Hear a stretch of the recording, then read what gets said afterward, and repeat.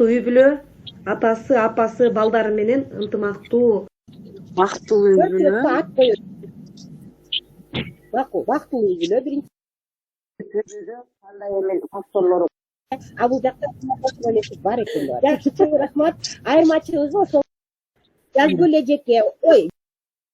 Айтыңыз. Там деген сөздөрдү. Менин үй бүлөм.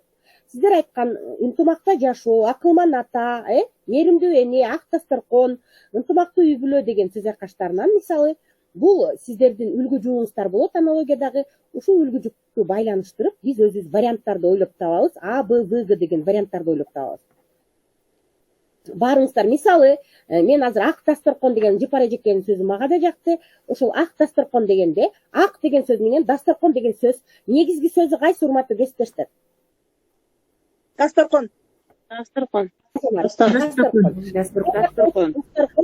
Оштон болуп атат, негизги сөзү билдирип атат. Бирок бул жерде балдардын көпчүлүгү көп дасторкон дегенди тандашы мүмкүн. Анткени актагы түс, көктагы түс деп коюшу мүмкүн да. Чындыгында азыр Жапар эжеке өзү айтып атпайбы, бул көк түс демек ак кызыл дасторкон деле болушу мүмкүн деп. Бирок биз сиздер мугалим болгондон кийин берекелүү дасторкон дегенди жакын көрүп тандап алдыңыздар. Азаматсыздар, рахмат баардыгыңыздарга. Ушул тестти түзгөнүңүздөр үчүн бирден урматтуу кесиптештер, дагы бир эскерте кетчү нерсе, азыр мен баарыңыздардын колуңуздарда кадимкидей эле жепттердин барагы болуш керек, Ошол жептердин барагын 4кө бөлүп алабыз дагы.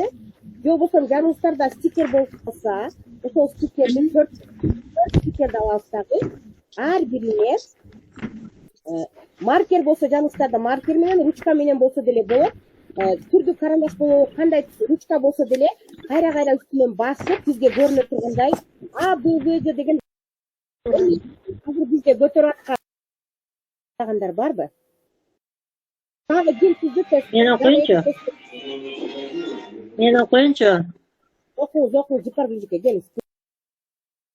Кайсы вариантка жооп бар? Менде деле ошол